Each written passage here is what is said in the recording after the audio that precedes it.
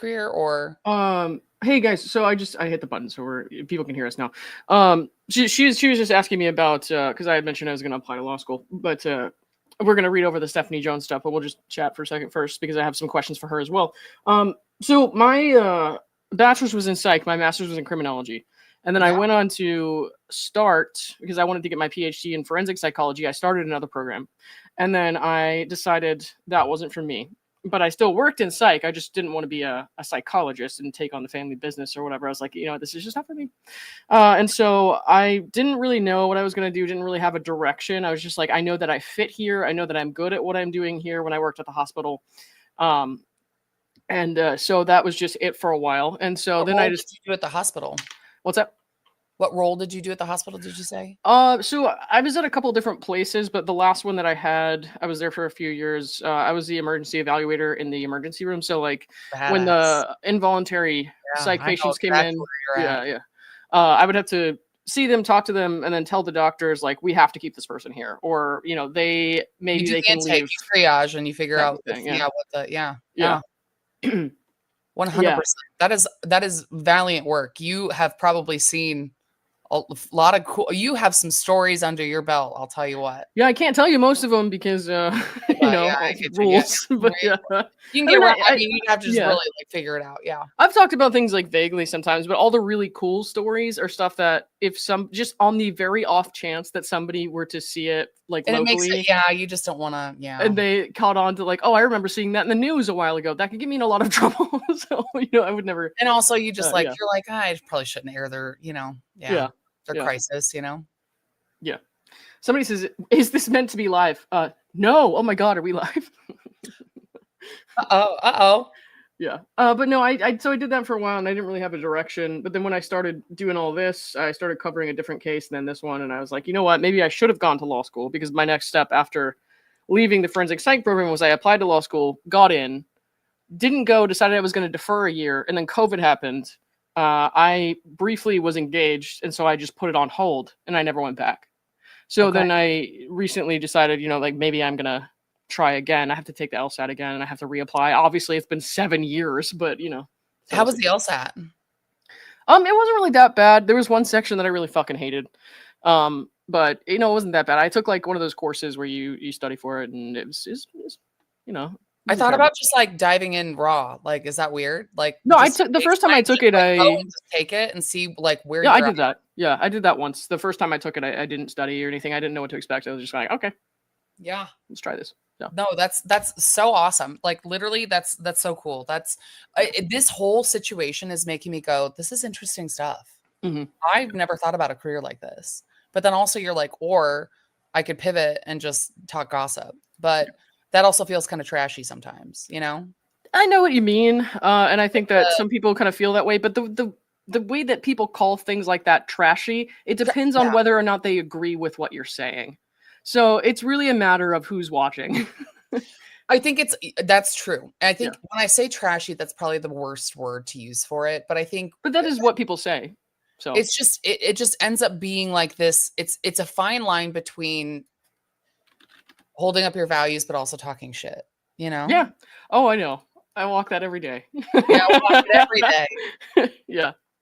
But that's what I like about all this. It's different than I was so restricted in what I felt like I could say to so many people who I was like, if you could just get your life together, if you just did this one thing, you could get your life together. And I can never say that. And now I can say whatever the fuck I want and nobody can tell me what to do. So, I still have a regular job, but doing this is a good outlet for me, I feel like. So. Me as well. Anyways, it's been an interesting thing. Well, I'll tell you what, if Blake Lively hadn't subpoenaed me, we would not be having a conversation about me possibly going to law school. So, you know what? I am so glad that I did not have a YouTube when all that was going on. Well, she subpoenaed TikTok as well, and she subpoenaed X. So I don't think I was even. I still don't even think I got to 10K before. So even if they tried, oh no, she subpoenaed people with no monetization, one subscriber. But they wouldn't have. But they wouldn't have like your information. Like they didn't even ask. They don't have your info. Well, I mean, she was asking for like login keystrokes and like password logins and stuff like that. I don't know if she asked for passwords exactly, but it was stuff that every account would have. So it was pretty bizarre. So it was non-monetized accounts. A lot of these were non-monetized accounts. that she subpoenaed these people, and she did it that way, expecting that most people either A, wouldn't know how to fight it, B, wouldn't find out about it, or C, would assume that the large social media corporations who have an interest in protecting their users, because it would be a very bad press if they let that go, would fight it for them. So I feel like that's why she did it that way. I was leaning towards, I think she thought nobody would find out about it. Yeah, because her lawyers are very dodgy. When I reached out to them multiple times, Ezra Hudson was very dodgy, and they outright lied to at least one or two people who called and asked about it. And they said, well, Ezra's trying to figure it out. No, Ezra Hudson, if you issue a subpoena and you sign it and you ask for this information, you absolutely know that you issued that subpoena. And if you didn't, you know that you didn't. There's no contemplating. There's no thinking about it. You can say yes or no right now. And the only reason you wouldn't do it is because you're a fucking asshole, and so is your client, and you want to punish people who are saying things about her that she doesn't like. So the only time that I've called over there was for the recording, when we were all like, where's this at? Like, let's figure it. So I was like, Clark got that, right? Yeah, Clark. Yeah, Clark. Yes, he's planning to go in tomorrow, actually, to go get it. So does he live in New York? He is. I don't know much more than that. But he is in New York, and I think he's busy. So I think he's probably feeling some pressure for people. So just leave him alone. He'll get it. There's enough to read through, everybody. Yeah. We've got a lot to work through. So right. Well, I'm not going to bother Clark, but all right. Let me pull up what we actually were supposed to discuss, which was this Stephanie Jones opposition to the motion for summary judgment. So Jennifer Abel kind of put Stephanie Jones in between a rock and a hard place, right? So she's in this situation where Stephanie Jones and Blake Lively, as we know, the logical conclusion, which I guess we have to say is still an allegation, is that Blake Lively and Stephanie Jones have been like holding hands under the table this whole time and have been working together. But this motion for summary judgment kind of put her in a situation where if the judge agrees with Jennifer Abel's motion, then Stephanie Jones now has a vested interest in, Blake Lively not winning against Jennifer Abel, because she would then have to kind of pay for it, is my understanding of the situation. I'm not a lawyer, so I might get some things wrong, but so this was kind of an interesting situation there. And then I saw also some of the declaration that she had filed in support of her motion for spoliation sanctions, where she came out and said Dwayne "The Rock" Johnson was behind the smear campaign against her, which is hilarious. I hope that he is. And I hope, I honestly may reach out to Dwayne and let's see what he has to say about it, because I'm sure he's like, yeah, fuck that chick. Like, she's the worst. Well, it sounds like it. I mean, somebody did testify to it. And Stephanie Jones, I don't know, when she filed this lawsuit, it was initially in New York State court, the Jones versus Abel action. And I'm not talking about this one, because this here was filed in the Lively case, but I'm talking about the stuff with The Rock in the websites. That's in the Jones versus Abel case, which when it was filed in state court, named John Doe's 1 through 10. And I don't know if the John Doe's 1 through 10 carried over when it moved to the federal court. So the John Doe's PSD of John Doe's 1 through 10. I know what you mean. But the John Doe's 1 through 10 were placeholders for the people who were responsible for these websites and who were defaming her per her, account through these websites. And I guess if the John Doe's 1 through 10, still stands and they're still trying to find out who's behind these websites, through discovery, it seems they found out that Dwayne "The Rock" Johnson was one of the people responsible for this stuff. And so he would now, I guess, be named as one of those people. That's my understanding of this. But I don't know. We would have to ask one of the attorneys who covers this. And there's a lot of them, and they do a good job. I just haven't had a chance to talk to anyone today because there's been so much going on. But he might end up in that lawsuit, is my kind of understanding of the situation right now. Because Katie Case, who worked for Melissa Nathan, said, we did this at the direction or working with Dwayne "The Rock" Johnson. So, yeah. That is so exciting. Yeah, but I could be wrong about that. So let's keep that in mind. Leave a little wiggle room for me to be wrong. Grain of salt. We get it. Grain of salt. It's fine. It's fine. Yeah. That is insane. That is so exciting. I mean, it's kind of terrible, but yeah. Yeah. It's pretty crazy. All right, so we're going to read through some of this. So this starts out pretty hot. Stephanie Jones really doesn't like Jennifer Abel. I think she hates Melissa Nathan a little bit more, but she really doesn't like Jennifer Abel. And let me ask you just real quick, and I think you kind of answered this for me before, but since nobody was listening at that time, you've read through this? Yeah, so I read through it. Yep, I've read through, and honestly, yes, Jennifer. So Jen Abel and Stephanie Jones, I think they have a mutual liking, but Stephanie Jones for sure effing hates Melissa Nathan. There Right. is, and as soon as Jen Abel got into bed with Melissa Nathan, that was when we were no longer kosher. So I don't know where the relationship got muddied. I don't know. It sounds like I don't know what Melissa Nathan's reputation is, but have you seen the things with Jed Wallace where it seems like they kind of have been in cahoots with a lot of the manipulation? And I'm not really sure what exactly her role is in the PR world, but it seems like she's got a reputation for herself. Melissa Nathan? Yeah. Well, she worked on Johnny Depp. So, Mm. yeah, that's why she gets that reputation. But I haven't seen the stuff about Jed's involvement with Stephanie Jones stuff in particular. I haven't, because there was so much that came out at once. And then there was like a lull, right? And then there was Thanksgiving. And then I got sick. And then there was another wave of information. So I was like, I'm playing catch up so hard. No. Yeah. Well, so let me talk you through it. So there was actually, so docket 874, I think it was previously redacted, and then on Thanksgiving it got unsealed. But actually, right before all of this came out yesterday, they also filed the unredacted versions. And so there are text messages between Melissa Nathan and Jed Wallace as well that came from Street Relations, the audit that they did with all of that. That they filed it with the Blake Lively motion for summary judgment. However, it is text messages about SEO manipulation, things going back and forth about how they are creating their own algorithms, how they kind of have set up their own system together, and they've worked together on a lot of different projects with a lot of redacted celebrity names. Okay.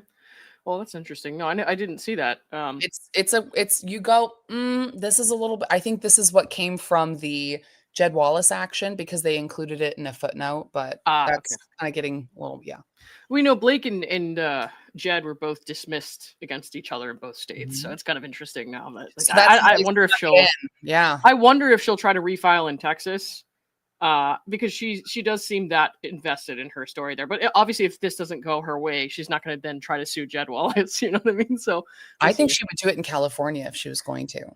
Yeah, but if this doesn't end up, if the judge dismisses like a lot of this because of the summary judgment, I don't think she's going to go after Jed Wallace then, because that would be pointless. You know what I mean? Yeah. But or at least that's my understanding of it. But yeah, no, that's Jed Wallace is interesting in that he's this apparently, now we know, but he's like not a public figure. There's like no pictures of the guy on the internet, like one picture. I think on like LinkedIn, he's kind of like he is a kind of a shadow character the way they describe him, but that doesn't mean he's a bad, shady person. It just means he's not a very public person, and he runs his business kind of discreetly, which is what you want, I feel like, in a crisis PR person. I compare him to the type that my husband is, where he's like, don't put me on the internet. What on earth would that be? Like, get me away from anything public. Like, he's like, why are you putting photos of us on? You know what I mean? He's like, come on, your grandma wants to see a photo of you. Like, let's go. Come on. What is up with people's husbands? I have so many friends who like their husbands are like, I don't want to be seen online. It's straight men. I don't know what it is. It's something. I don't know, but one day I want to have a stream where I just talk to my friends' husbands, and they're not allowed to say anything, and I ask them all these questions about the things that my friends have said about them. Every once in a while, you might see a hand pop in, and I'm like, that's his hand. You'll see it, you know. Anyways, but no, that's why. So coming back to what we're talking about here, you guys, that's why I think Melissa Nathan maybe has a little bit, I don't know what her reputation is, but I think we're finding out more through these filings, a little bit more about what exactly her role is in the PR world. But for sure, Stephanie Jones does not like her. She is not keen to be like, yep, let's those two hate each other. Yeah. And I think those two hating each other was ultimately probably the, like the first domino, I feel like. Because there was a truce. Everybody involved didn't like each other, but there was a truce. And then hiring Melissa Nathan was the thing that broke Stephanie Jones's brain. Yeah. So I'm with you. No, I am with you. But anyways, yeah. This is all about Jennifer Abel, though, and it'll mention Melissa Nathan, of course, because they work together, and she's mad that Jen recommended Melissa Nathan. But this is about Jen, who's trying to say that Stephanie Jones and JonesWorks are responsible if she's found that, if she's found, that she has to pay anything to Blake Lively, she's responsible for that. They would have to pay it on her behalf if Jen Abel got her way. So she starts out saying Jennifer Abel is speaking out of both sides of her mouth, which is okay. That's a strong start there. She denies engaging in any of the conduct that Lively alleges gives rise to Abel's liability for the retaliatory smear campaign described in Lively's complaint, but simultaneously argues that the actions she admits to entitle her to indemnification. Indemnification. That's a word I am still not familiar with. So, yeah. Let me point you. The best part is at the bottom here, and it says the bottom. Yeah. So it says no. So, Not so. Not only did Abel not know that the digital campaign was far outside the bounds of JonesWorks' ethos, but she also knew that JonesWorks expressly object to the crisis PR tactics employed by Melissa Nathan. So she is basically saying, and that was a theme kind of throughout this document, is that Stephanie Jones and JonesWorks doesn't do crisis PR. They aren't a crisis PR team. Right. Okay. So that's, obviously true. Let's see. If that alone were not fatal to Abel's motion, at the same time Abel was engaging in the conduct Lively alleges, she was also working against JonesWorks' interests and for her own. She was conspiring with Nathan to facilitate a business insider kill story against JonesWorks and its founder and CEO, Stephanie Jones. She was working behind her employer's back and over JonesWorks' objection to recommend that Wayfarer Studios and Justin Baldoni retain Nathan for the exact crisis PR that resulted in Lively's claims against Abel. And she was plotting her departure from JonesWorks, surreptitiously creating her own competing PR company and pilfering JonesWorks clients, employees, and confidential documents for her competitive gain. Okay. An employee in name only, Abel was a double agent, defying JonesWorks' instructions, and then that's redacted, and deliberately cutting Stephanie Jones, the CEO, out of the crisis strategy so she could steal them as clients and conceal her participation in a nefarious campaign she knew JonesWorks would never condone. Thoughts on that? It's honestly, that she would never condone, huh? I think it's rich. I think that is so rich. She wouldn't condone it under certain conditions, and you know it. That is the only thing. So she is turning against her. She's playing double agent. Mm-hmm. It is. Yeah. Hang on one second. I'm trying to respond to someone in chat. I thought I could do that faster than I did. Anyways, so what I feel like they're saying she played double agent and she was acting in her own interest. I do feel like a lot of this was above board, though, in a way that they're kind of painting it as if she were, going behind their back and all that shit. But she did, talk to Stephanie about what was going on. She knew there was a ceasefire with Blake and her publicist, and then Stephanie insisted on inserting herself. Whereas, Jen Abel was like, I'm the person who is in charge of the Wayfarer account. I have been this entire time. And she's working for the client, giving the client what they want. And it's weird that the CEO, who, mind everyone in the chat, was at this time apparently acting in a manner that most people described as manic. Manic. Love that. Yeah. So they described it as manic because she was doing all sorts of crazy things and saying her psychic said all this stuff. Anyways, it's interesting that the CEO, who was apparently not in a well mental state, was insisting on stuff. The client said, no, I don't want that. So at that point, it becomes Jen Abel, as the main person on that account and who has been working for them the whole time, is going to try to act in their best interests.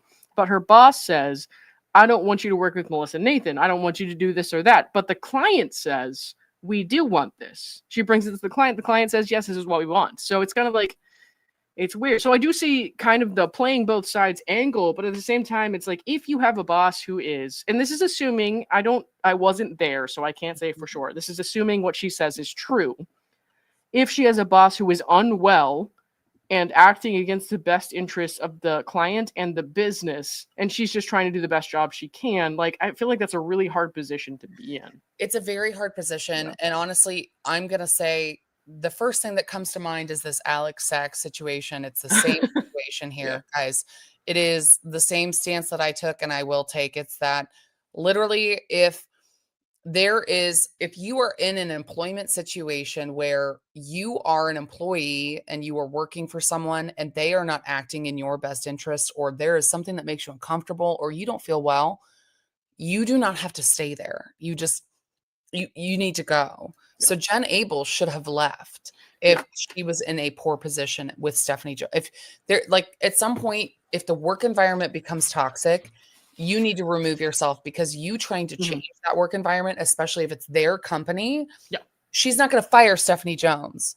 That's what Alex Sachs the whole time was like, oh yeah, but replace the director. And you're like, no, he owns Wayfair. Like, you can't do that. Like, you just can't. He hired you. Like, that's not how that works. So, well, Alex Sachs is an interesting character I don't know too much about yet. And this is something I've said all day today, which is, well, first of all, what she alleges happened with her and Justin has nothing to do with Blake. It doesn't meet the criteria for sexual harassment at all.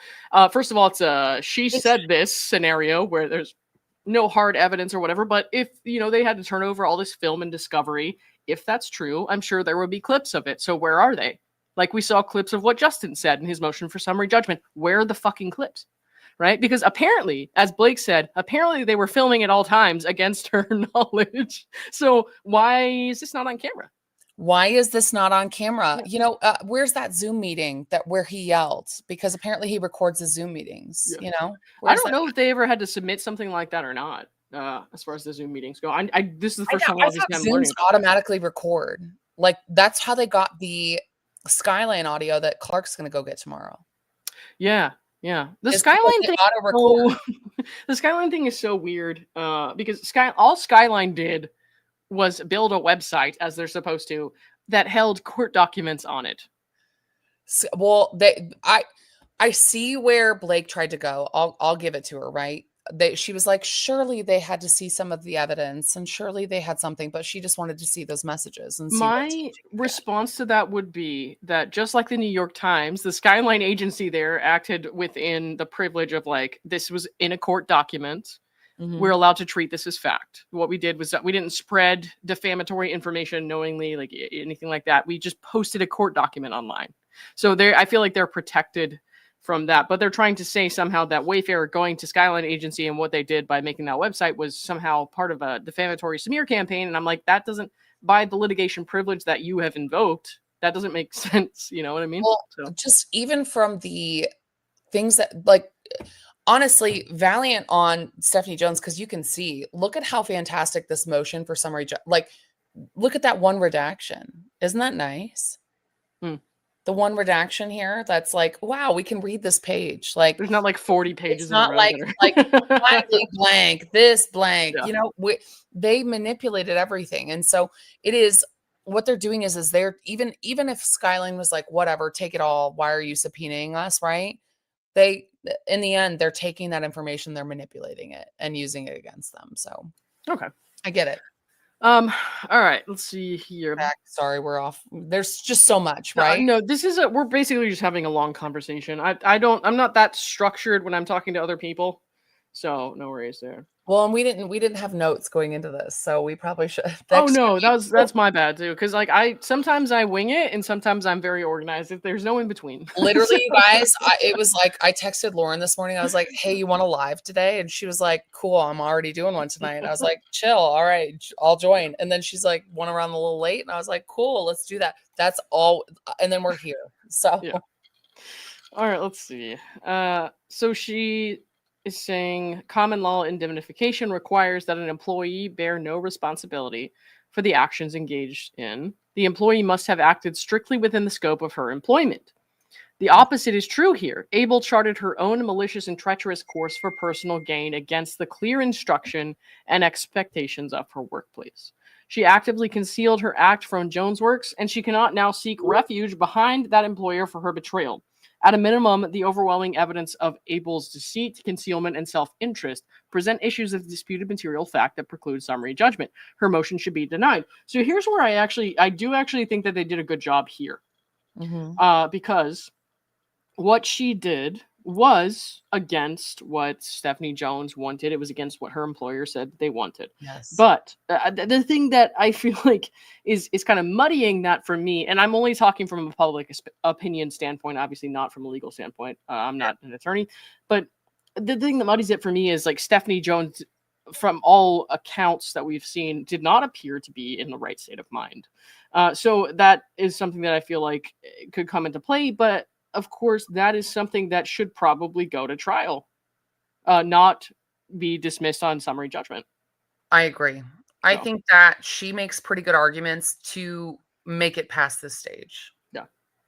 And I said the same thing with some stuff in Blake's response. Like, I don't necessarily think that I believe anything that she's saying. I don't think that I think that Wayfair deserves to have their day in court and be heard. And obviously I hope a jury, finds that they are not liable for the stuff that she's claiming they did. But I feel like some of it does belong in front of a jury. So that's not to say that Wayfair was guilty of anything or they sexually harassed her in any way. I just feel like some of this stuff does belong in the court in front of the jury.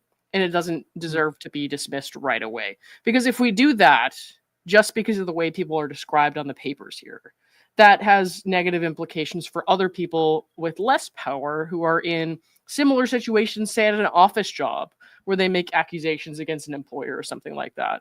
I feel like that has negative connotations for people in those situations. If we're just like, we can dismiss this right away and it doesn't matter. I feel like we have to kind of take these things into account and say, no, a jury needs to hear this and a jury needs to decide. So 100%.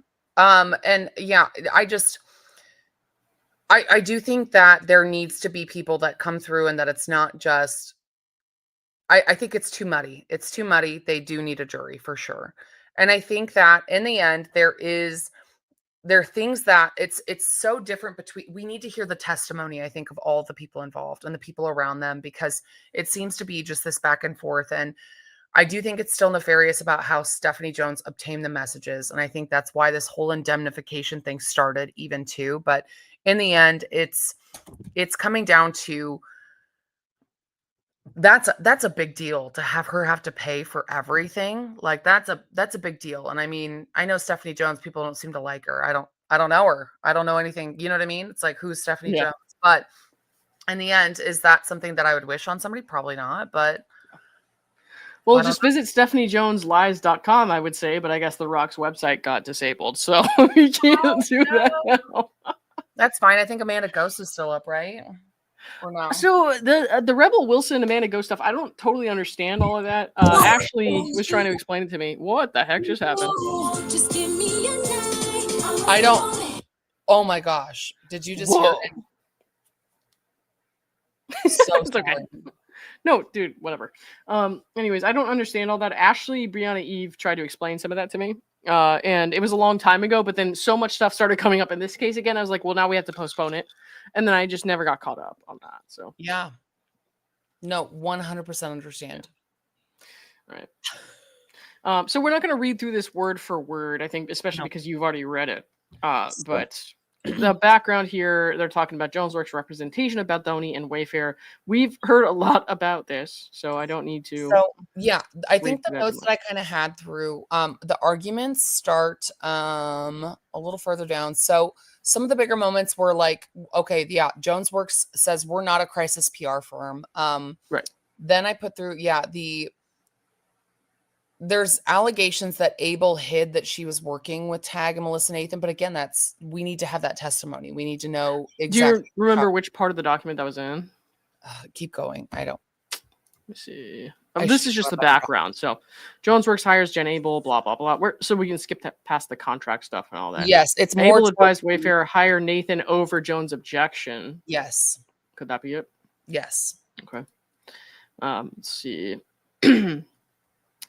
Reports began to surface of tension between Baldoni and cast members. Jones gave Wayfair recommendations for crisis PR firms. Okay, so she gave a whole list of them, but Abel did not tell Jones that it was Abel herself who recommended Wayfair bring on a crisis firm. Huh. And Okay. this is where like the muddying becomes between Melissa Nathan and Jen Abel, and then it's like the Stephanie's like, but I will say too, like think about it from a company standpoint. So Stephanie Jones and Jones Works are employed or are in cahoots with Wayfair, right? Yeah. And they're working together. Think about, oh, we just want to work with Jen Abel now. Oh, like that kind of transitions always seemed kind of awkward to me. And I wasn't really sure how all that happened. Okay. There was some text messages between Stephanie Jones and like Jamie Heath where he's like, hey, shit's hitting the fan. And she's like, sorry, I'm on vacation. Like, this is what I would do, I guess. Do you remember reading those messages? It sounds vaguely familiar, but I'm not positive. Okay. There were a couple of those where kind of came up a little bit further on, and that kind of sealed where I was thinking, hey, why is Stephanie Jones, how did that relationship end and how did that termination end? And that's when you started to see the Jones Works emails come through of like, hey, we're still employed, this is our contract. And then there was those other kind of battles where they were like, well, Jen Abel knows our situation better and she seems to be handling it better, therefore we want to go with her. And so I'm not sure how that relationship fully ended. Maybe people in the comments can kind of tell us more. Yeah. Okay. So let's see. Abel knew Jones no longer wanted Jones Works to work with Nathan, and that Jones believed Nathan's practices went against Jones Works' ethos of positive publicity. Okay, well, that's where I kind of draw the line. Jones Works' ethos of positive publicity. Ethos. Love the ethos term. Yes. Well, let's talk about that for a second, because Dwayne "The Rock" Johnson didn't just make websites or ask for websites with information about Stephanie Jones for no reason, or negative press about Stephanie Jones for no reason. When she was, I guess their relationship was being terminated, Stephanie Jones allegedly put out horrible articles and press about him. So she was behind that. He was her soon-to-be ex-client, and she was trying to ruin his career. Okay. So I don't believe that Jones Works' ethos of positive publicity is an accurate description of things. Not at all. Because we now have multiple people who are saying the opposite. Multiple high-profile people. So yes. Yeah. So I feel like that's a little bit of a self-compliment there that doesn't really track. Okay, let's see. Abel pitched Wayfair to Nathan. Okay. Blah, blah, we knew that. We don't need to talk about the stuff here too much because we've been over this forever, but Tag sent its proposed scope basically to Jen Abel rather than sending it to her Jones Works email address. She sent it to the RWA email address, which is, a thing that I honestly can't say how that's going to go as far as like proving that she was acting in her own interest or not. Because she was also using her personal phone number and shit like that. And there's a lot about PR that I don't understand as far as, what they're doing in the background. So is it sending it to her RWA email address when she has already, at this point, has she announced her plan to leave, I think? And she's still taking Wayfair with her as a client. Like, is that weird? I don't know, is my question. And I don't remember I'm not in PR, but that seems weird. I don't know the date that she gave her resignation, which is why I'm having such a hard time with this, I think. No, I think she did give her resignation. She gave like a 30, like a full, like a full transition. Okay, I do remember reading that. To me, that's not weird then, because Wayfair has decided that they're going to go with Jen Abel to her new place as a client, and she's going to be working continuously with Tag. So I don't find it that weird that she's having them send it to her RWA email address rather than Jones Works, because they're not really going to be working with Jones Works, I guess, if that makes sense. Yeah, 100%. Yes, that makes sense. Yeah. And so there's some stuff in here that seems ambiguous, but this does not seem to be one of those things because she's already announced her departure to me. So that to me is like a little bit, it makes it a little bit more clear. But when I first started thinking about that, I was like, okay, well, wait a minute. That's a problem. But I guess if she already said, I'm leaving, and Wayfair has already said, we're going to go with Jen, then it is what it is. Yes. Okay. All right. Nevertheless, when Jones learned Wayfair was considering hiring Nathan, she immediately cautioned Wayfair that, and this is redacted, but we've seen the text messages that Stephanie sent Tara Hanks, the president of Wayfair Studios. And it was just saying, like, Melissa Nathan is a shady character. You don't want her in Justin's orbit, blah, blah, blah. Okay, so she did send that message. Jones warned Baldoni, also, I guess, in particular, that she was worried not only about Nathan, but also the people Nathan works with. Okay. Jones further told Hanks and Heath that she believed Nathan was behind negative attack websites and social media profiles about Jones that had appeared online beginning in May 2024.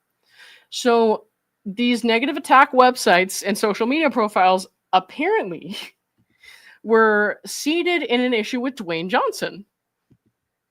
But what I will say here about this, and I think this is where this issue that I was talking about earlier really comes into play. When you have somebody who was apparently acting completely manic and strange to her employees, not sleeping, messaging, calling in the middle of the night, calling them to check in to make sure they were actually sick, or where they said they were when they were off of work, saying that her psychic told her that Jen Abel was going to get pregnant with twins when Jen Abel was having fertility issues, and just like basically acting like a nut job.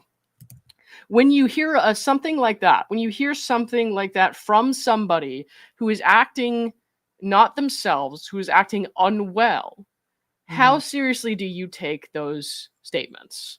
Is where I think that it comes into play. Like, her mental state is going to be a serious factor there.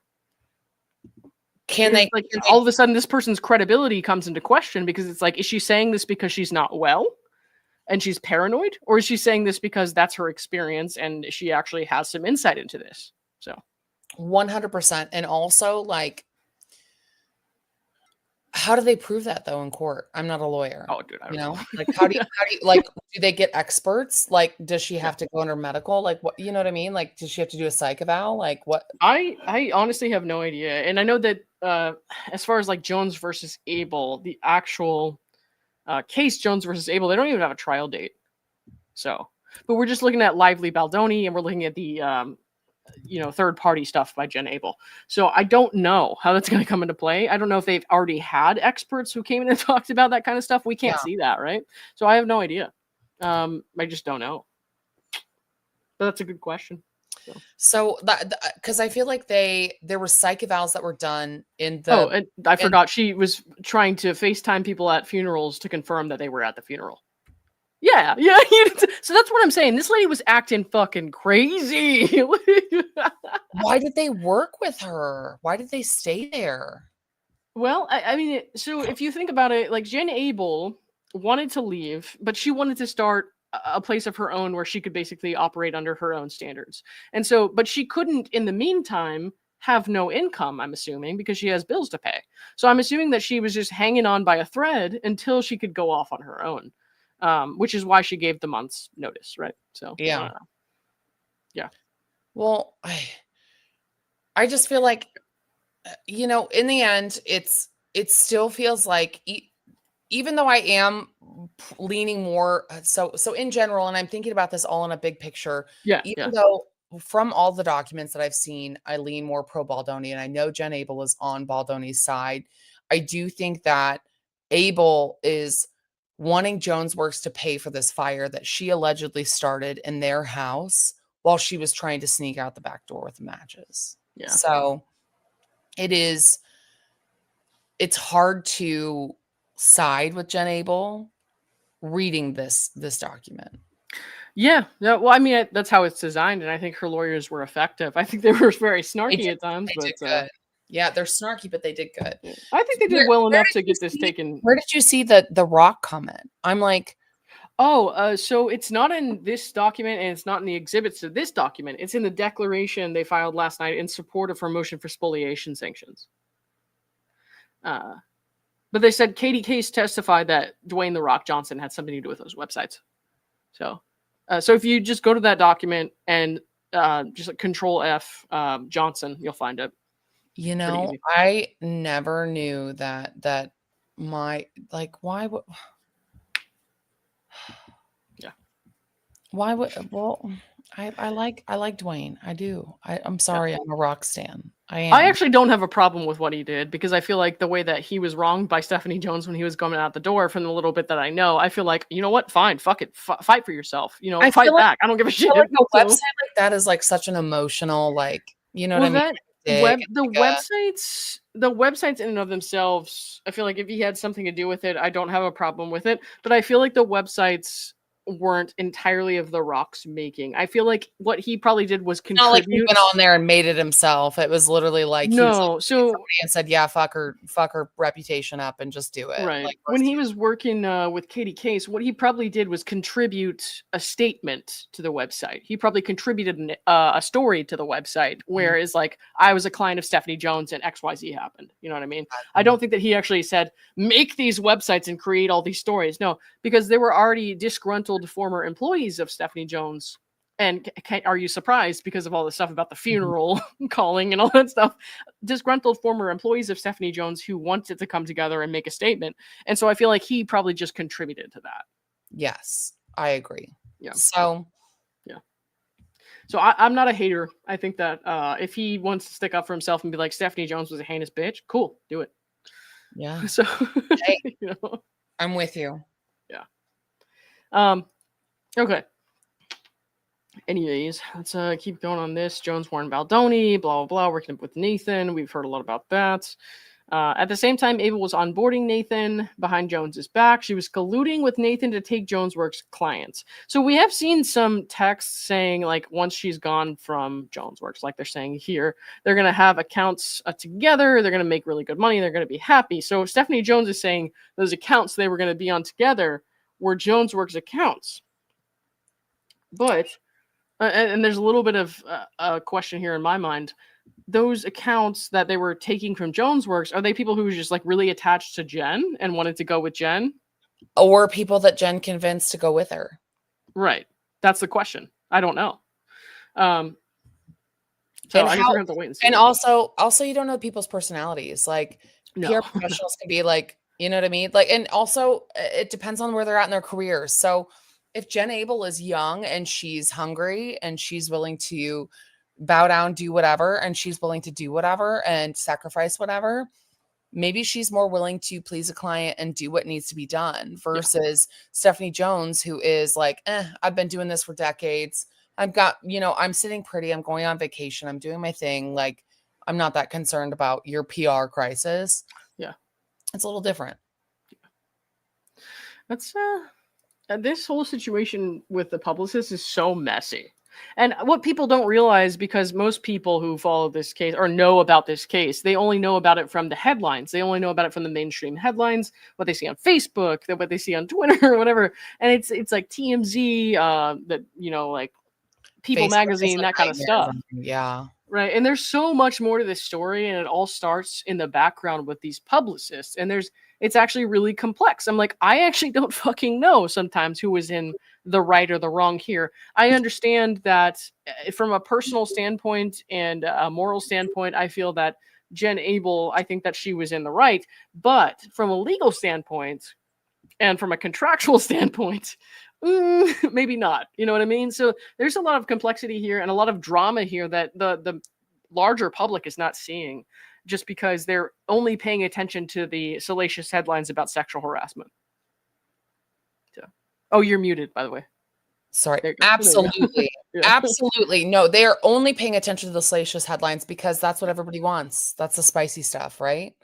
What does it matter if somebody's being truthful or not being truthful? Like, some people don't care about that.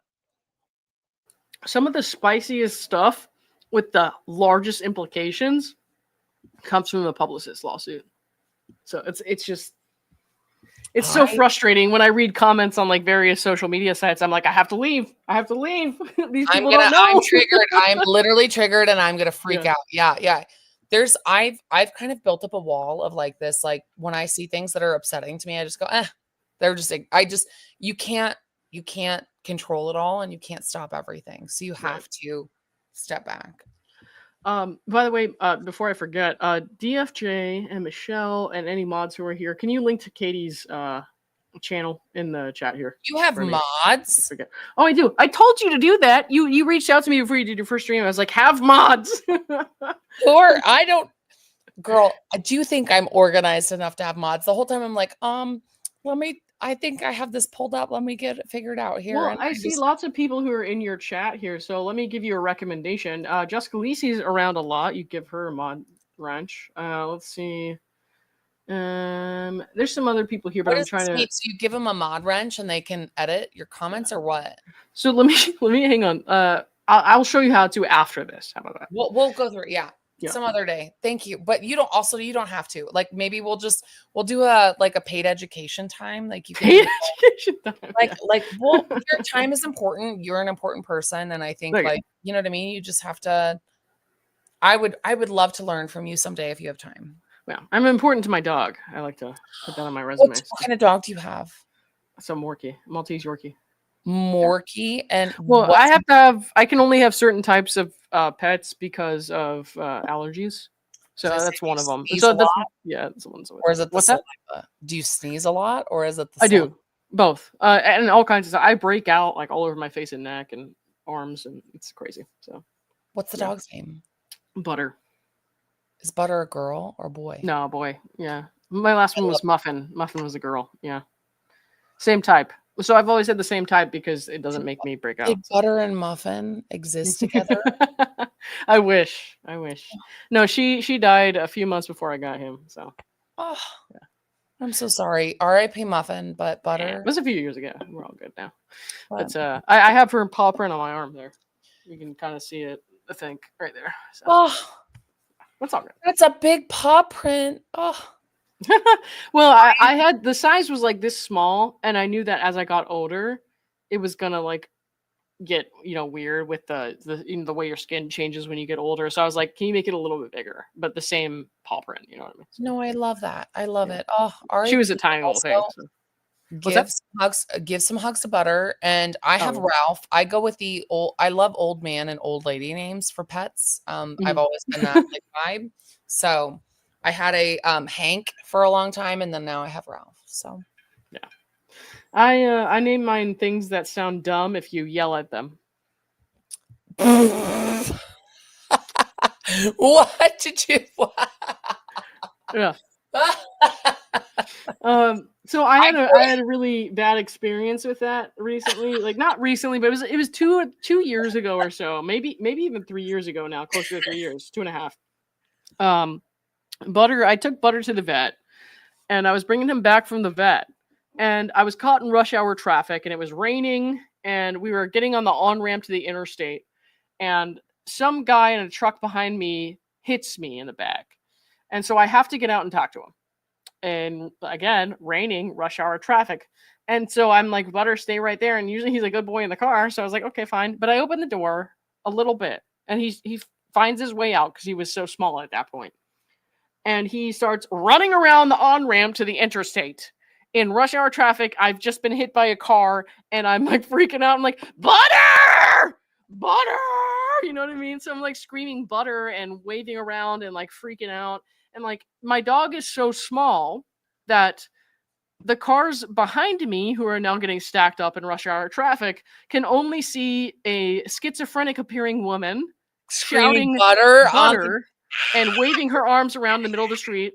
At some point, I fell over onto the ground, and he was like, oh shit, it's not time to play anymore. So he decided to behave. So he came back. But it went on like that for at least 5 minutes. So traffic was a little heavy that day. That is the best story I've ever heard. That is so good. You Butter from the back. Oh, I love that. Yeah. I grew up in a household where my dad said dog names or animal names need to be one syllable, so you can just scream them real good. But I don't know if Stephanie Jones would agree with that. I don't know. Oh God, yikes. Okay, so let's we'll try to get back on track here because I like to go. Where are we at? Page 7. Where are we at? Page 8. Yeah. So do you know anything that we should skip to or? Oh, go scroll down there. Get to the arguments. We want to start arguments. It starts at And we're close. We're very close. Oh, too far. No, there we go. Back up. There we go. You want to read that paragraph? Is that it? Yeah. Argument. I can read it. Yeah. Genuine disputes of material fact exist as to each of the essential elements of Jen Abel's common law indemnification claim. So whether Abel's conduct falls within the scope of her employment, the threshold requirement for common law indemnification depends on what she actually did. And the parties fundamentally dispute this question, which this is why I think this whole document is very well set up to get her to beat motion for summary judgment, because her arguments say there is so many fundamental questions that are disputed between what actually happened that they need a jury to help decide. It can't be decided just by the fact of law. So the parties also dispute whether Abel bears responsibility for the actions underlying Lively's claims, whether she acted furtherance on her own competing self-interest, whether her conduct was foreseeable to Jones Works, and whether Jones Works knew and authorized the specific actions. So each of these material disputes preclude summary judgment. So they did a great job. That is a aces paragraph. Like, they did great. And then you go through and their arguments, they do just such a great job. So let me pull up my notes. Hold on. So I have them. Because I did like little chicken scratch notes, of course, where I'm like literally like one little thought. Here's my other little thought. That's just how my brain works. Yeah, whatever. Not sure how yours works, but it doesn't. Oh, that's so not true. We're so but hello, Omar. Omar, my lawyer friend who's on my streams all the time. I don't know if you know him. The Tilted Lawyer says mealy cunt. What is that? What is a mealy cunt? I don't know. So Cassidy O'Connell, I don't know if you know Cassidy. Yeah, I've heard in the name. Yeah. Something in one of our streams together about mealy apples, right? And then Omar said, because I like to use the C word all the time, he was like, he said something about mealy cunts, and it bothers me. So now everybody says it all the time. So I'm like the C word. I swear like a sailor, but the word cunt coming out of my mouth. Cunt. We just both got banned from YouTube, by the way. No, I'm just kidding. Omar says, miss you all. We miss you too. Oh! Omar will be back soon, guys. He's Omar, just been busy. So nice to meet you. Hi, I'm Katie. But who's Katie? Yeah, who is that? Who is it? Some crazy lady in Kansas City. She sounds like a mealy cunt. Sounds like a mealy cunt. Yeah, I am. I probably am. Yes. So as we go through, so if you get to page 19, so this is like the indemnification is premature. So the whole page just basically goes through and it says indemnification. So sorry, are we talking to 19 in the PDF or 19 on the bottom here? Nope, right where you're at. You're good. Okay. You're good right here. Yeah. It says so so Jen Abel wants Jones Works to pay her legal bills, and that as far as I understand, I have not seen any lawsuits where, and I tried to find a couple where it's not decided before trial, and that's what they argue as well. The courts do not grant indemnification early, and that Jen Abel is jumping the gun per se. So she's trying to check out of the hotel while someone is still ordering room service. And it's like, so yeah, it's just kind of a funky thing. So as you go through, where are we at? Factual disputes, underlying yeah. So these are the arguments that they're making to try and, they just want to get past the speed bump. They want to get past the summary judgment speed bump. Mm-hmm. I have to cough. Excuse me. You're permitted. I'm literally like I'm fighting. I don't know how I'm talking so much. I'm doing so good. Her Majesty grants your cough. It's fine.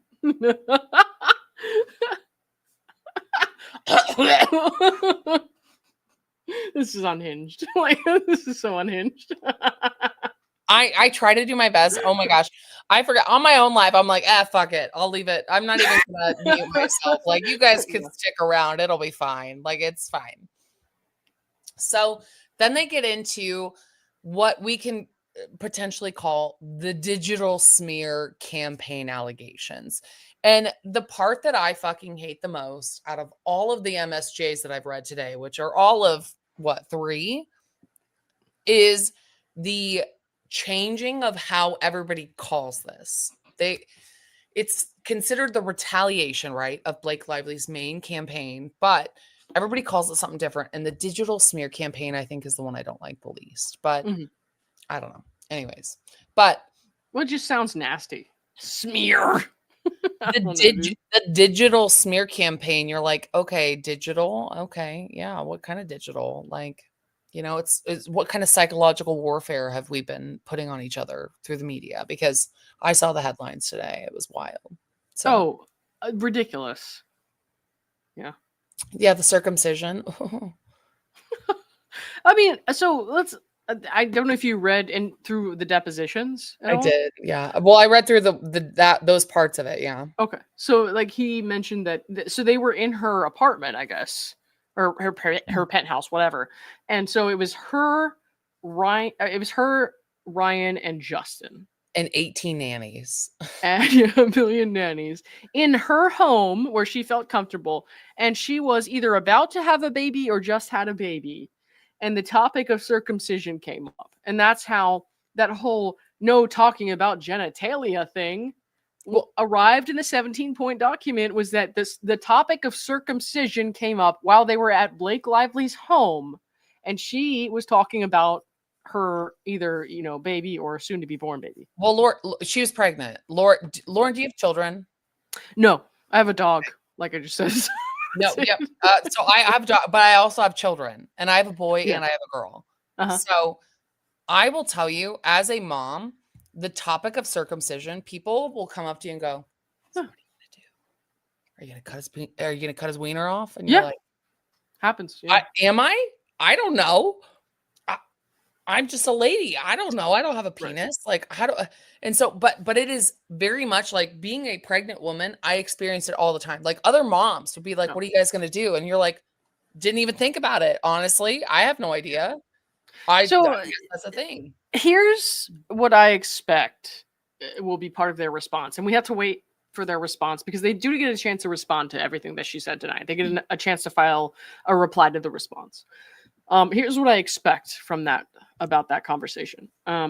She felt very comfortable with him, as she's seen in their text messages back and forth, where she was saying things like yummy, ball buster, never with teeth, and stuff like that. And Ryan was talking to him about his perineum and just saying all this like crazy stuff, perineum, however it's pronounced, saying all this crazy stuff about private parts. And like, so they obviously had a rapport. They were not just co-workers, they were friends.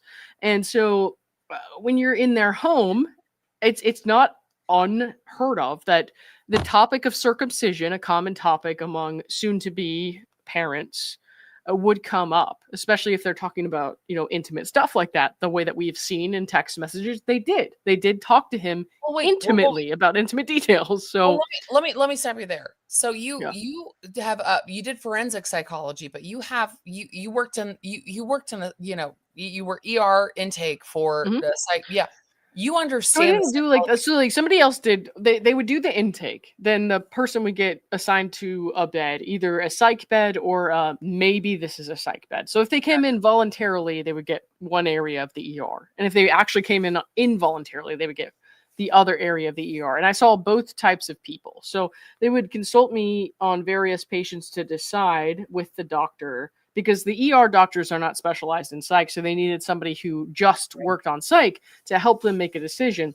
They would ask me to help them make a decision about whether or not somebody needs to be involuntarily committed against their will for the 72 hours, or, hey, there is a lesser plan of care that we can go with here that's less restrictive, going to cause less stress for the patient, and can still adequately address their problems, that kind of thing. So I did psych evals. Basically, the doctors. Yeah. What's that? What psych hold they're gonna do? Like whether so the doctors would get them and do the medical workup, and then they would call me for the psych eval. So I would do the psych eval, and I wouldn't give a diagnosis because I didn't have a PhD or anything like that. So I didn't diagnose, but I did a psych eval in the sense that I evaluated their symptoms and determined what was life threatening versus what is chronic and what could be treated, or what was just like an acute crisis in the sense that like somebody with a personality disorder might say something they didn't mean, that kind of thing. So it's hard to explain in like 2 seconds. No, I 100%. So I'm a dietitian. I work in behavioral health. Like that's, I understand. Yeah. Though. So I guess the reason why I brought it up is because the point I was trying to make was, have you ever heard of the term masking? Yeah, absolutely. Okay. So a lot of times, well, I hear that just in regular life. right, even in regular life, but not a lot of people understand what that fully means, and some people haven't heard of it. But a lot of people really navigate life by masking, and what that means is they put on a mask, or they try and ask or be somebody that they are not. And I do think that, in a sense, that when you are in a room with intimidating, powerful people, you may feel like you need to mask, or you may feel overwhelmed, or etc. And so I do not. So you said that you think that they had a rapport, they were friends, blah, blah, blah. I don't know if that's true.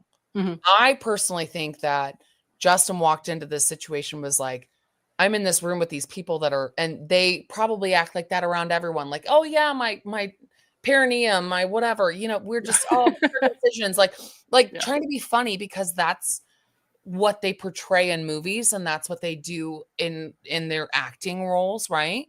And so I think that they're trying to uphold their reputation and just be these cool, laid back, whatever. And I think that Justin probably masked a little bit and was like, but then when they started trying to turn it back on him, it was like, oh, so that's whole circumcision situation was like, yeah. Well, I'm sure it was something that they brought up flippantly, and then maybe he assigned more value to that conversation than they did. And I say that they tried to turn it back on him with the lawyer. Yeah, I get that. Like, Justin has been very well. He's said, at least in text messages that we've now seen, whether or not he meant for those things to be seen or not. He talked about his neurodivergent status, and I am ADHD. My whole life I struggled with that, and then I was late in life diagnosed on the spectrum. So I understand the oversharing, the trying deeply to understand things in a way, maybe misinterpreting things, over apologizing, stuff like that. So I feel like that's ultimately why I related to him a lot in the stuff that he was doing, like the voice note that people think was so creepy. I'm like, I listened to that and was like, no, this guy is like deeply overthinking about this, being apologetic, trying the best he can to, And he's probably like, damn, I shouldn't have sent that right after he sent it. Oh, I bet. No, he's trying so hard to do the right thing. And as you can see from like what we've uncovered in this whole case, in the documents and the exhibits and the text messages, it's like he couldn't do anything right. But for somebody who's neurodivergent, that's a destruction spiral, because you're going to keep trying to find the right thing to do even when you can never get it right. So, but one of my favorite things was seeing his partner, so Emily Baldoni. Her message, have you seen that one that people have been posting about, where she's like, fuck no, we're gonna fight him to the end? I'm like, yes. Yes, quick. So that guy that's like, overthinking everything, like, should I do this? Should I not do this? And he's got her in his corner where she's like, no, babe, you're not gonna do any of that. You're gonna fight them. They're not gonna take you down. Like, let's go. Let's do this. Yeah, I do know what you mean. I know. Sorry, I'm aggressive. It's 9 p.m. No. I don't care about that. It's 10 p.m. where you are. Oh well, my God. Yeah, but keep in mind I was doing this until like 2:30 last night, so it's not late for me right now. Babe, do you sleep? Sometimes. Oh my goodness. I gotta be up at 4:30 for CrossFit. So we gotta do fun things. I know. I love it's so fun to be strong. I know a lot of people hate it, but it's I was a student athlete through college. So I did swimming for like 18 years.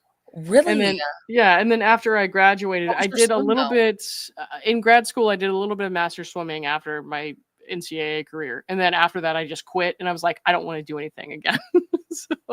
So sorry, everybody. We've given up on this. We're just learning about each other right now. We don't care. No, I'm just kidding. No, we don't care. It's like we're an hour in and we're like, we're getting to know each other. Has it been an hour? Oh my God. I know, right? Like, but no, you like, so love that for you. Like, love everything about it. She doesn't sleep enough, Katie. I'm a scientist. Sleep is so important. Like, so important.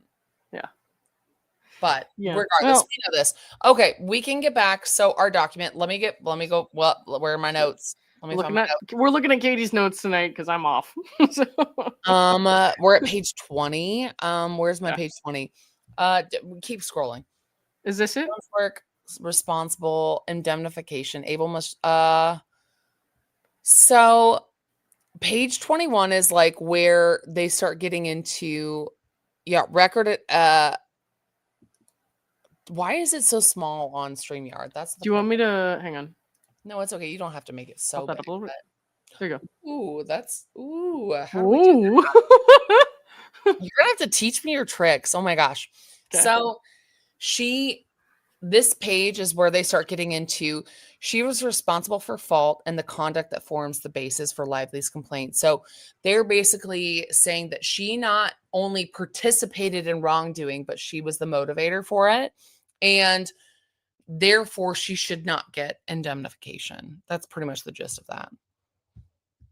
that. They get into an argument, page keep going. Scroll a little bit more. They get into an argument that Abel acted for herself and not Jones works. And so they're talking about like Abel's trying to poach clients and that argument of like, was she actually quitting? Was she not? And why is she taking people with her? And that kind of back and forth overall. Okay. But there was also allegations, and I'm trying to find the sentence. Scroll down just a little bit of where she hid everything that she did. And that's why Stephanie Jones felt motivated to take her phone. The vicarious liability without actual fault. Proposed indemnity. Keep scrolling. Yeah. Okay, let me pull it up on my... Okay, hold on. And then I will have it up. So, yeah, I don't know how you guys... Are you guys cool with silence? I love a good Do you want to put your notes on the screen? Because we can do that. Oh, gosh. No. Next time, maybe? We're done. No, I'm just kidding. If anything, I'm like literally it's mixed in with like my client notes and like other... I'm like, let's see it. I've got a YouTube description over here that I copy paste in through it. It's literally fine. We're cool with silence. I'll just read comments while you are in the silence because Omar is talking right now and I'm trying to pay attention to both of you. Omar says he's had too much coffee. I'm 45. I think it's too late, Bruce. Omar, you're 45? I thought you were like 57. Wow. I think every guest Lauren has halfway to the... Yeah. I think every guest Lauren has on now is going to have to say it. Initiation ritual. Well, you said it, so it counts. Yeah. Let's see. What are you guys arguing about here? I would time out the entire chat AVE style. How did she do that? Whoa, Lauren, no wonder you kicked Omar's ass swimming. No, I hadn't swam in a long time. And Omar barely knows how to swim. So it was a fair fight, okay? We did do that.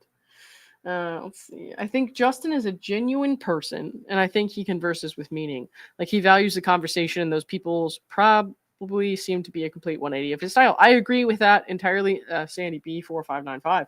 I think that Justin thinks very deeply. I think that he thinks and feels things very deeply, and Blake and Ryan are very kind of like, and I even got this impression a long time ago, like back when I was in high school and stuff, and I was like, oh, the people from Green Lantern are a couple, you know what I mean? They like roast each other. I'm like, oh, they're like funny, you know, like fun people. I never got the sense that they were like deep thinkers. And that's not to say that they don't have any like deep thoughts or emotions that they share with each other, but their normal style of you know, like relating to people didn't seem to be the same as Justin's, which is, and there's nothing wrong with being one or the other, right?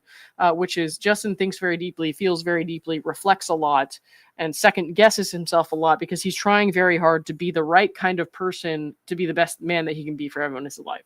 He thinks about that very deeply. Whereas like somebody like Ryan or Blake, in my opinion at the time, they were more like funny and like lighthearted and carefree, and they like knew, they were very confident in who they were. They were confident in how they interacted with the people around them, and they didn't worry about it so much. And there's, you know, different types of personalities like that, and it doesn't mean one or the other is better.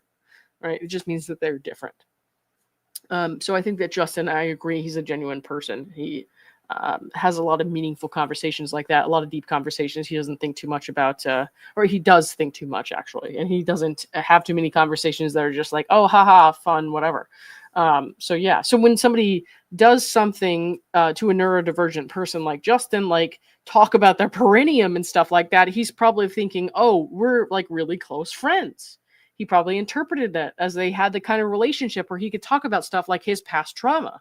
And then when he brought it up, and the people who were a little less, deep into that relationship or slower to form deep relationships were like, oh my God, what the fuck are you talking about? I really do think it was like a clash of personalities and relationship types there. But the problem is that Blake, rather than recognizing their differences, communicating about it and moving on in a better way, decided to try to punish him for it in a scorched earth way. And, now here we are. So anyways, hopefully that makes sense. Oh, Katie, you're muted, by the way. I don't know if you were. I do know that. I'm back. I was letting you go on you got on your soapbox. You did a great job. I always do. Figure out the best way to conclude. So, because there's 11 pages left, and I have some notes, but I'm like, let me figure out.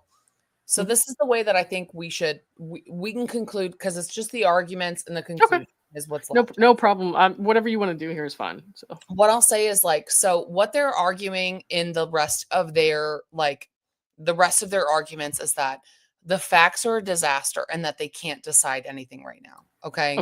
So that's where they're kind of everything is, they need a jury. They can't do this at motion, like the summary judgment. They need to move past this part. And then they get into the Abel can't prove that she was not at fault and that she didn't have responsibility for any of the harm because she was active in all of the moving parts. And then I put down, I wrote indemnification is dead. And I don't know why I wrote that, but okay. if she participated in any wrongdoing, then I think that's what I was kind of going with, was then that means it's gone. Indemnification is dead, right? Okay, sure. But Abel acted for herself. She didn't act for Jones Works. And that they didn't see that this was going to happen, and that, it has to go to the jury. That is their whole argument, but I think they do a very good job of reading it. So if Abel doesn't get indemnified, she wasn't following orders. She was acting for herself. Her behavior was unforeseeable.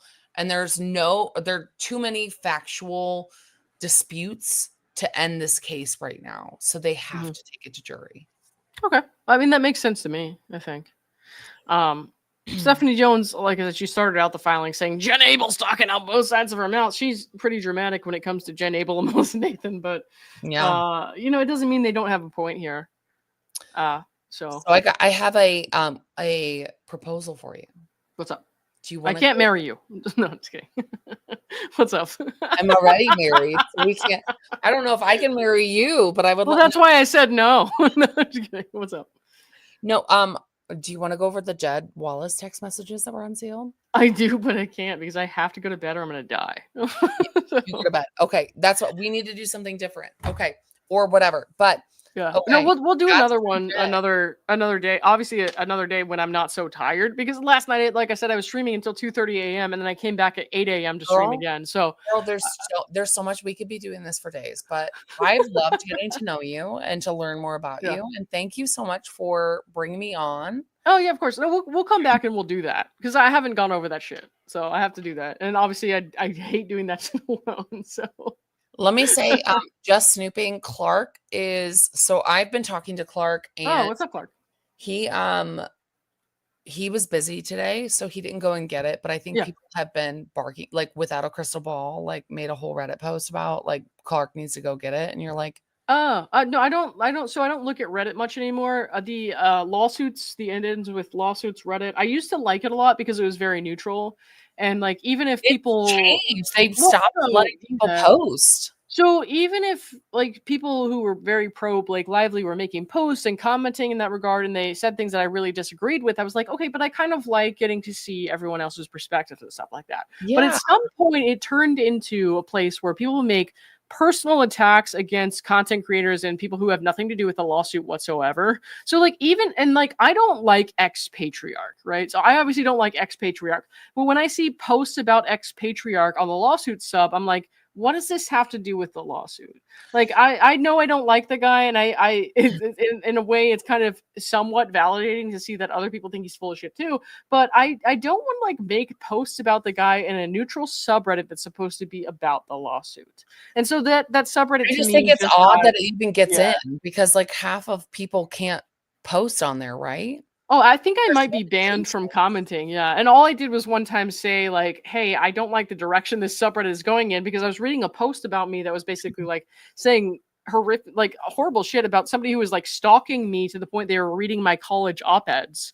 And I was like, what does this have to do with the lawsuit? So if that subreddit really gives a shit, I'm gonna find them. Oh my gosh, I'm so you excited. can find them, and like they're there. I wrote that shit. I don't care. No, Like, I'm maybe not that people hard to bring find me. either. Like people, I Yeah. just, I'm just trying to protect my kids, but I'm not that hard to Oh, find yeah. either. And No, in I the end, I don't. think things Yeah. are just like people get so wild. But Yeah. like that stuff I agree with, and I think the Reddits have gotten weird. And I think that in the end, the only reason I saw it is because I'm in a group text with a bunch of people that Uh-huh.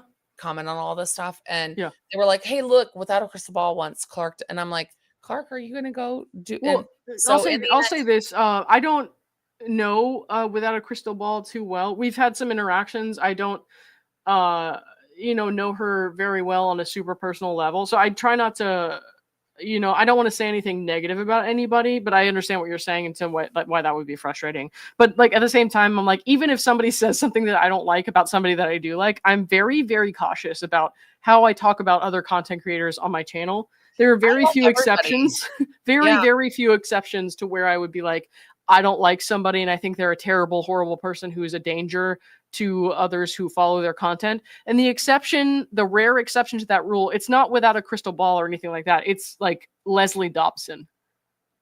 Who? Dr. Leslie Dobson, who circulated the fake HR complaints. I don't know who that Don't is. find out.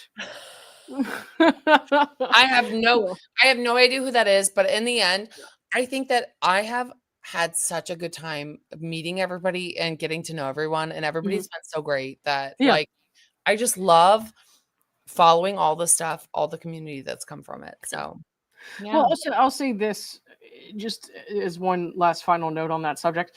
Even the difficulty comes, especially when I see, two people like there's Clark and then there's Katie without a crystal ball. And I'm like, both people who are doing good work here. And when I see them talking about each other, and I haven't seen anything Clark said, but I'm just using an things example. about each other. No. I'm just saying, as an example, if people were saying things about each other, because we know it happens, right? Content creators feud publicly and stuff like that. Why? My People do issue that. is like I almost never have a problem with an individual person. My problems come when people start fighting with each other and they expect me to take a side, to where I'm like, I won't do this. And so like if I ever come to the decision that I like can't communicate with someone or have anything to do with someone anymore, it's like I'm afraid that continuing to engage in this pattern will lead me down a path where I cannot avoid constant conflict or something like that. No, That's the not only where reason that's not where I'm at with either of these people. Obviously, Clark and I haven't talked very much. I like Clark. Katie and I haven't talked. Katie Joy and I haven't talked very much. But Katie, I didn't have a problem with Katie. So like I like both of those people. So my concern is that like I'm afraid, and it's like it's in a weird neurodivergent thing where I'm afraid that these people are going to have a conflict to where it's like people expect me to say something about it, to where I'm like, I don't want to. Like I am okay with both sides of this equation. I know that they're having a conflict with each other, but I don't want to have anything to do with it. So please don't have a conflict. You know what I mean? So like that's kind of what I thought. I didn't know they were having a conflict with each other. Oh no, I'm just saying. so sorry that I brought this. No. Need to It's make my sure brain. It's my brain where I'm like your feelings are. But listen, your feelings are 100% valid. Oh yeah, I no, understand where you're coming from, and listen, hey, I 100% get it. I have I like didn't mean weird. anything by that, but what I'll say is that the reason I brought it up is because I saw on Reddit that there was posts from other people that were like, "Yeah, Clark." Oh yeah. Clark's like, "Damn, I'm busy today." That was literally all it was. Is he was like, "Dang, Yeah. I can't get to it," and so I'm like, PSA for everybody that saw anything. He's busy, so he might get to it tomorrow if he has some time. So hopefully he does, but we'll see. If not, we'll get it when we get it.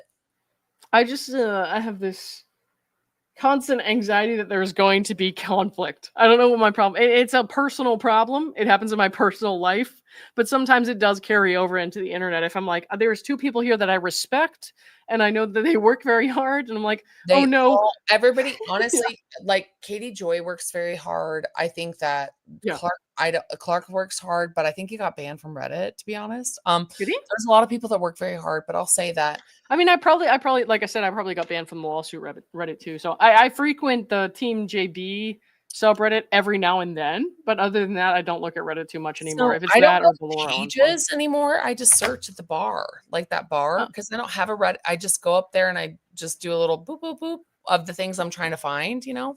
But I think it ends with quartz now, which I don't know what that is. No idea. I stopped looking at Reddit when people started looking into my personal life from 12 years ago. So I was just like, this is ridiculous. Oh my goodness. Why? It has nothing to do with the lawsuit. Like if you want to have a web, like a subreddit called It Ends With Lawsuits, that's supposed to be like a hub for everything lawsuit related. But then you're pulling up Lauren Knighty's op-eds from when she was 19. I think that we're veering off track a little bit. My brain was not fully developed at 19. You do not want to see what I was doing at 19. Holy shit. No, thank you. Yeah. So I don't know. I just my problem is like I have this knee-jerk reaction where I'm like, oh my god, I have so much anxiety that people are gonna have conflict with each other and I'm gonna get dragged into a Reddit fight. And so now I don't look at Reddit. You know what? I think people try to start stuff with me sometimes and I just ignore it. Yeah. That's all. Well, it's taken a long time for me to get to a point where I'm like, I'm going to not pay attention to this. And so I'm holding on to that right now. But at the same time, now my conflict is not getting involved when people have disputes with each other and kind of standing my ground and being like, because, you know, some people will say like, well, if you like me or if you're my friend or whatever, you'll like get involved in this way or that. And I'm just like, no, I don't do that. You know, I don't want to do that. Ever put you in that position. Don't let people do that. No, I'm not talking about YouTube people. I'm just talking about people in my personal life. Yeah, anybody or your parents. Oh, our parent generation, they're like, don't talk to your dad like that. And you're like, yeah, I'll talk to him however I want to. Oh my gosh, what are you talking about? Yeah. I'm sure people can tell. I just get so anxious when it comes to people talking about each other. I'm like, please don't fight. I don't want to be involved. You know what I mean? So, well, hey, thank you for sharing. And no, I didn't mean to put you in a weird position, but you didn't. You know what? Well, you know what fights I do love? I love when Jen Abel and Stephanie Jones get in little beefs. You know what I mean? Yeah. Yeah. Well, I like reading these people's mess because it's a public court case, right? So it's all like fair game, but I'm not going to go and be like, show me whatever else was on Jen Abel's cell phone from 5 years ago. You know what I mean? Like that's creepy. Like steal her cell phone number. Do it. And you're like, why? Yeah. Who gives a shit? Give it back to her. Yeah. The spicy bits. Yeah, matcha latte. Okay, people. Well, hey, thank you guys for joining us. I'm gonna let Lauren go to bed because it sounds like she needs go take a hot shower. Like no, I'm going to bed. With water, or like no showers. Okay, I get you. Okay. Well, it was so good to see everybody. Thank you so much. We're gonna be doing this for days. So yeah, well, we'll be back. No worries. Yeah. No worries. All right, I will. How do I don't think I can end this thing. Do I? Yeah, you have to do it. It'll only let the guest do it. Oh my god, guys! I was totally fucking with her, and she left. That's hilarious. No, only the host can end it. So I'm the only one who can end the stream. But that's actually hilarious. I think everybody who's watching Katie's stream should go tell her what just happened because she took that so seriously. She was like, I'm out. Bye. No, the stream's still on. Actually, I want somebody to text Katie in an hour and be like, hey guys, you know, Katie, you didn't end the stream correctly. That was awesome. All right, let me give you a Katie style exit here. And I'm just going to go ahead and